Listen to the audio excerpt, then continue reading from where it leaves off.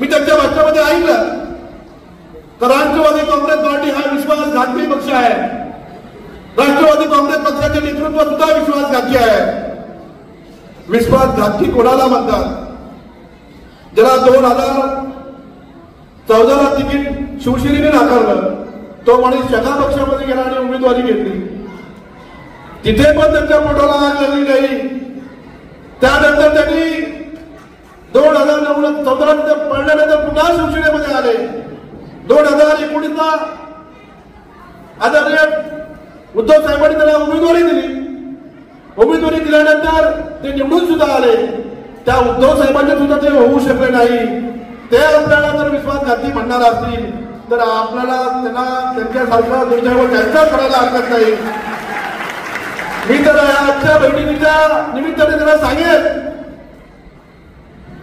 कारण आपल्या पत्रकार बंधूंच्या माध्यमातून त्यांना सांगेन, कारण आपण जर बघितलं तर आज सुद्धा ते नावाला शिंदे गटामध्ये आहेत, परंतु अजून इकडे तिकडे ती ताटपणी करतात. त्याला आज पण ठाकरे गटामध्ये त्यांना जाण्याची इच्छा आहे. अनेक वेळा ते भेटून आले.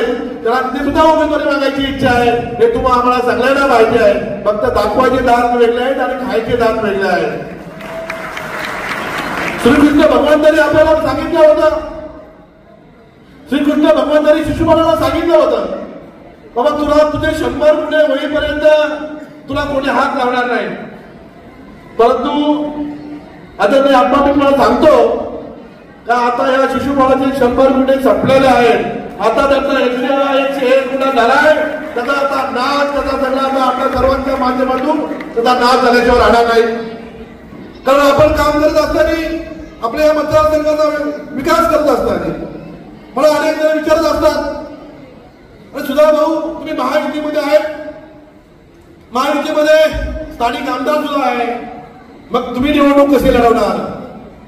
मला असा प्रश्न विचारणाऱ्या माणसाला परत काही सांगत असतो, मी हुकुमशाहीच्या विरुद्ध निवडणूक लढवणार आहे. मी या तालुक्यामध्ये या मतदारसंघामध्ये हुकुमशाही लढवणार आहे. मी खरा अर्थाने या तालुक्यामध्ये या मतदारसंघामध्ये लोकशाही आणण्यासाठी काम करणार आहे. अशा पद्धतीने मी काम करणार आहे. आपण काम करत असताना आपण या मतदारसंघामध्ये अनेक आपण सामाजिक काम केलं असेल, आपण राजकीय काम केलं असेल. त्यामध्ये भरतभाईंनी सांगितलं, त्यामध्ये महिलांचा सन्मान असेल, वारकरी समाजाचा सन्मान असेल, युवकांचा रोजगार मिळावा असेल, विद्यार्थ्यांचा सन्मान असेल, ज्येष्ठांचा सन्मान असेल, महिला भगिनीचा सन्मान असेल. अनेक आपण कामं करण्याचं काम केलं.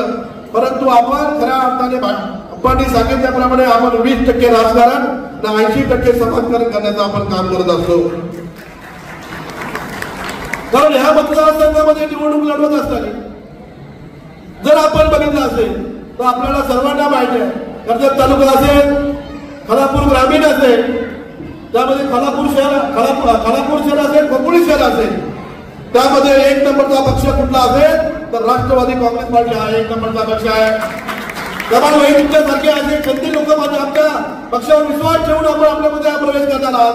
पुढच्या काळामध्ये येणारी कुठली तरी निवडणूक असेल, त्यामध्ये तुमची विधानसभा असेल, तुमची जिल्हा परिषद असेल, पंचायत समिती असेल, नगरपालिका असेल, त्यामध्ये ग्रामपंचायत असेल, पंचायत समिती असेल, तुमच्या पाठीमध्ये ठामपणे सुधाकर घाले उभा असेल, हे आज या निमित्ताने आपल्याला सांगणार आहे. कारण येणारी आपण सांगितल्याप्रमाणे स्थानिक स्वराज्य संस्थेच्या कुठल्याही प्रकारची निवडणूक आजपर्यंत झालेली नाहीये. ती निवडणूक सुद्धा अजून होण्याची बाकी आहे. आपल्या कार्यकर्त्यांच्या खऱ्या निवडणुका त्या आहेत आणि त्या निवडणुकीला आपल्याला जिंकण्यासाठी खऱ्या अर्थाने आजपासून तयारी करायची आहे.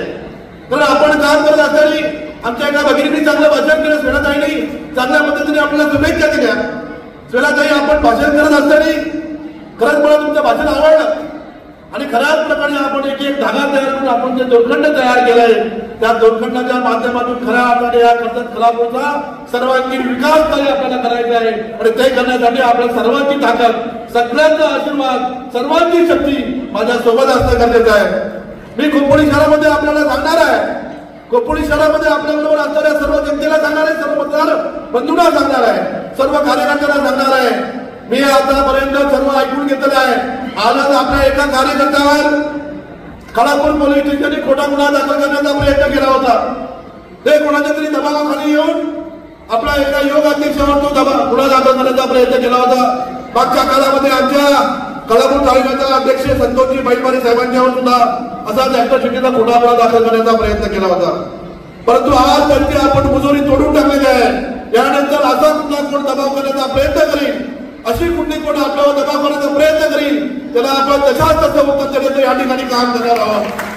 माझ्या कुठल्याही कार्यकर्त्याचा केसाला धक्का लागला तर सुधाकर घारे आणि राष्ट्रवादी काँग्रेस पार्टी रस्त्यावर उतरल्याशिवाय राहणार नाही.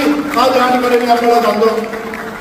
कारण आजपर्यंत आपल्या ठिकाणी बघितलं असेल, आपल्या मतदारसंघामध्ये बघितलं असेल, फक्त आपल्या मतदारसंघामध्ये धमकावणं, मारामारी, याचं पाय तोडा, त्याचं पाय तोडा, याला धमकावा, याला दाबा, याच्यावर केस करा, त्याच्यावर केस करा.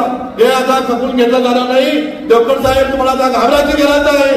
आता सुधाकर घारे आणि राष्ट्रवादी काँग्रेस पार्टी खऱ्या अर्थाने रस्त्यावर उतरलेले आहे आणि आपण आता खऱ्या अर्थाने राष्ट्रवादी काँग्रेस पार्टीचं काम करणार आहोत. तर आपण सर्वजण आजपर्यंत माझ्या विश्वासावर आणि पक्षाच्या विश्वासावर आदरणीय आप्पा असतील, आदरणीय भाई असतील, आदरणीय अशोक शेठ असतील आणि सगळे तालुका अध्यक्ष असतील, तालुका प्रमुख असतील, यांच्या माध्यमातून आपण सर्वजण काम करताय. आपली संघटना मजबूत करताय, आपला पक्ष मजबूत करताय.